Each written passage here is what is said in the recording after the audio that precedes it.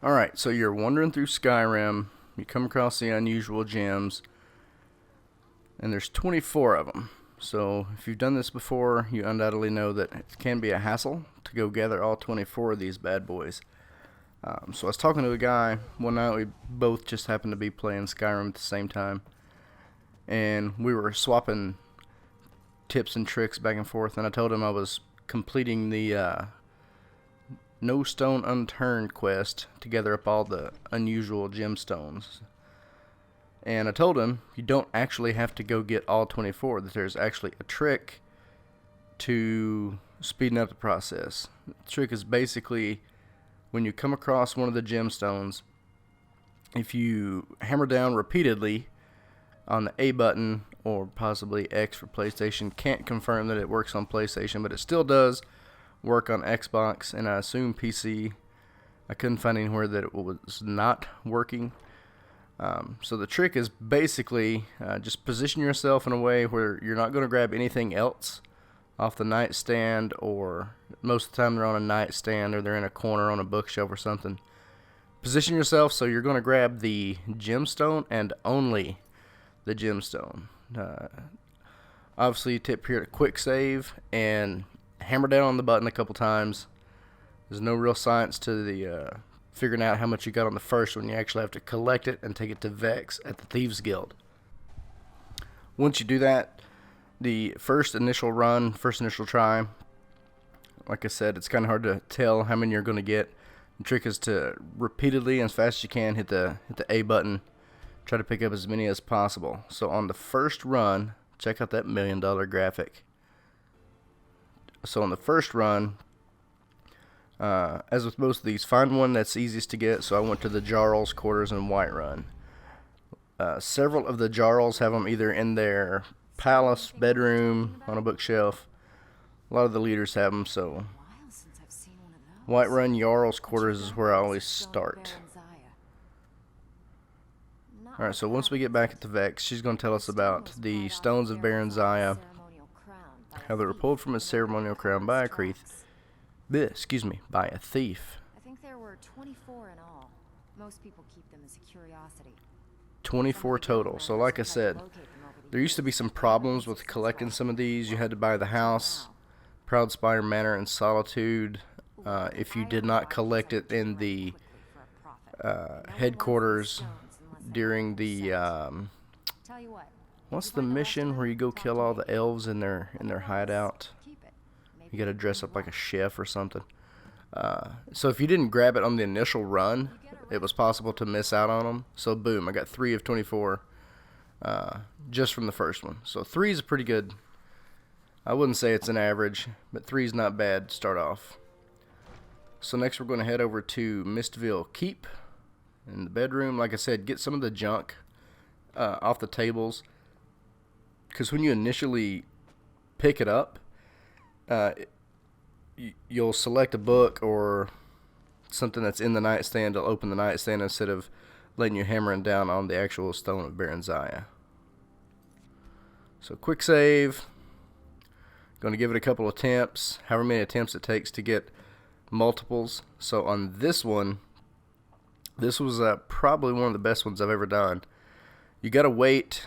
There'll be a second row of text pops up if you get multiple. So there we go. I got 5 on the Mistville Keep on the nightstand next to the bed. So I think I've got 6 before. Can't prove it, no video evidence, but now I've got proof they got 5 in one try. So only 2 stops. We are at 8 of 24. So we're going to head back to Whiterun. We're going to go to the Hall of the Dead guys. And the key to this one is actually going to the Hall of the Dead guys, not somebody's random house. So if you've never been to some of these areas before, you have to go in, you'll talk to a guy, he'll say, hey, there's some dead things in there moving around. Once you find the actual stone, kill some of the skellies that are running around. Stone's pretty easy to find, it's just laying next to some old guy's skelly. Quick save. So 9 of 24, I believe it bumps up to 10. There we go. So 3 stops. We're already at 10 of 24. you're not always going to get 3, 5, 4. It's not always going to be multiple. Sometimes repeated attempts, just give up at 2, move on. You don't have to go to that many places. So still staying in Whiterun, we go to the Companions, Codlack's Quarters. Now at this point I'm not even a member of the Companions, and if nobody sees you going in here to sneak around, nobody will actually say anything. I think you can still do it if he's asleep. It's not that big of a deal. Like I said, multiple attempts. Sometimes 2 is the best you can do. I get 2. This puts us at a total of 12 of 24 for the stones. Next I think we are going to attempt to go to Windhelm for, let's see, House of Clan Shattershield is our first one. I think initially, initially when I land there is a dragon causing some ruckus. Dispatch the dragon. Had some audio issues here. I'll see if I can't go back and edit some of this. You can actually hear some of the actual fight that's taking place. So take care of business, head inside, do what you got to do. So this is my first trip to Windhelm. So get exposed to some racism, accidentally come across a murder investigation, get roped up in that. I don't know if it's going to affect the outcome of that actual investigation, because it's going to be a while before I go back there. Alright, so once we get into the House Clan Shattershield, I'm going to head upstairs, and this is one of the ones, many attempts. I don't know if it's because of the elevation where it's placed, because it's on a bookshelf. This one I could not get multiples of. Many attempts, and the best I could do was 1. Not saying it can't be done, but at some point you got to give up and wander on. So next we're going over to the Palace of the Kings. You're obviously familiar with this Jarl you guys met at the beginning of the game. And I think, so upon the first entry, there's some unique dialogue you can hear the first time you come in. These are all places that you do not need to... All the places that I get these stones from, you don't need to have visited previously. You can go in first try. So we're going to head upstairs, down to the Wizard's Laboratory. So this one, there's a lot of gear on this table, but after a couple of tries, I was able to get, I think, 3 out of this one that bumped us up to 16 of 24. Yeah, so 16 of 24. So that we're only at 6 places that I've visited, and we are at 16 of 24, 2/3 of the way done. So next we're going to head up to Solitude. Like I said, again, this is the first time with this character entering Solitude. Never mind the PIP down there. I was having some camera issues, some audio issues, had all kinds of issues, and I was more concerned with playing a game of how long can I keep this guy alive. If you go up the steps, they think you're going to try to spring the you're going to try to spring the criminal. So I usually try to see if I can keep the guards at bay until he gets the steps. Just something silly to do upon your first entry into Solitude, but it's got to happen. You got to let the guy go.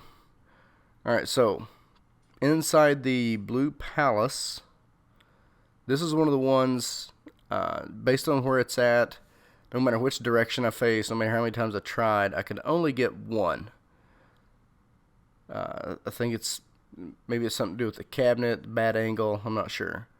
So we're going to leave there, give it up, we're going to head down to Markarth. Now this is the first entry into Markarth, and if you're quick enough and you can slow time down with that arrow shot, you can actually stop this attack. Once you stop the attack, she'll give you a necklace, nothing fancy. You got to break and enter into the Treasury House. Once you get into the Treasury House, it is possible. I think we're going to see that. Yeah, so there's a guy sitting there. Walk right by him, not a big deal. So you'll have to pick multiple locks to get into it. But it's just sitting next to the nightstand. Like I said, you can sneak by the guy. He's not going to notice. If somebody's sleeping in the bed, they're obviously not going to notice. Unless you try to pickpocket them or something. So we got 2 there. And that puts us at 19 of 24. Alright, while still in Markarth, so there's one in the Dwemer Museum. To do this, we gotta go talk to this old mage cat. He's gonna say, hey, yeah, I can get you in the museum, take a look around at some of my Dwemer artifacts, but we got a problem. So, really quick, go into the mine here. It's a pretty easy kill on the spider, in and out in just a couple minutes. If you got a sneak attack, it's not a big deal. So you can also inspect the body to start a little bit larger side quest. Get entrance into the Dwemer Museum where the guards won't bother you once you're inside. And I think here we got 2, puts us at 21 of 24. And I think we've only got 2 more locations that we have to visit. So 2 more locations that we're going to go. That was number 9. Here's the most recent $1 million graphic. So we're going to Blackbriar Lodge. Now this one's not necessarily one of the easiest ones. You can actually go to the cave that's under the... it's guarded by one troll under the Thalmor Embassy, but... this one, I picked this one because this is actually on the way to the last one that we're going to stop at. Pending any kind of decent success here, if I had gotten 3 on this one, I could have finished the quest, but it wasn't meant to be. If you're a low level, I'm probably a little bit low level as far as like defense-wise coming into this place. So I'm letting my sneak attack and my decently leveled archery skill do most of the work here, taking out some of these baddies. If you're not an archer and you go in swinging, it can get messy really, really quick. So this one took several tries, but I actually got 2 out of this one. It was important to get 2 here because I wanted to make the last one a single. I wanted to be at 23 of 24 when I went to the last location. So following the edge of the map, just go north to Stony Creek Cave. It can be kind of tricky getting down from where the lodge is down to the east side of the map, but just follow the map straight up. Stony Creek Cave is the one. It's got a little pond outside of it. Tiny pond, but it's got a boat dock. And you actually have to enter through a water entrance into the cave. So once you get inside, there are some banditos in here. Pretty easy to dispense with these cats. So the last guy in the lab area here tripped the traps. And boom, 24/24. Stony Creek Cave is also, you can find, it's one of the areas where I found Finn's Loot, Meridia's Beacon. There's a lot of random stuff that I always seem to find in there. And some leveled loot sometimes in the chest. So finally we bring the all 24. We only went to 11 locations, but the game files say we have 24 of the Stones of Barenziah in our possession. So we go back to Vex. Of course, like 90% of the other long-range missions in video game history, oh, there's something, there's another thing you got to do. So she'll tell you that, yeah, the stones are great, but without the actual crown of Barenziah to put the stones in, it doesn't actually complete the paragon. It's not going to be complete. You're not going to get the gift without the actual crown. So this last little adventure she will send you on is a pretty difficult cave system full of all kinds of spiders and scorpions and all kinds of nasty little creatures. But the most confusing thing about it is there's a lot of levels and a lot of different tunnels, and it can be pretty easy to get turned around in. Unless you've done it several times. The clairvoyance can help. It's pretty straightforward if you use the old method of, if you're still seeing bad guys, you're going the right direction. So, not too difficult. Very, very annoying, but the payoff is pretty good. So, what is going to happen is every time you go in a dungeon and open any kind of urn, chest, there's going to be all kinds of emeralds, diamonds. It's going to be a lot easier to get flawless emeralds, diamonds, you name it, rubies. You're going to make a lot of money really quick with this method.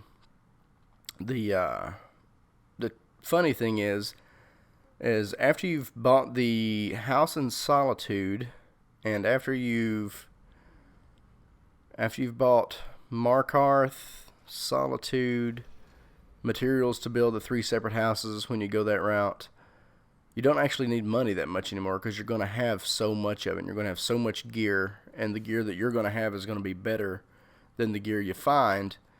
You're not gonna need the any kind of enchanted, because again, the stuff you're going to have is probably better.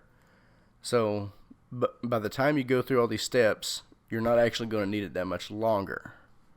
It is a pretty good way to make pretty good amount of money really quick.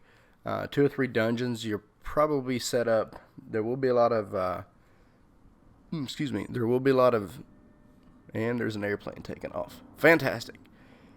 There will be a lot of quick save, smack the person you're selling to, the merchant, reload the save, because you can drain these guys money pretty quick. But it's just a quick way, not so quick look at how to easily complete the Stones of Barenziah side quest.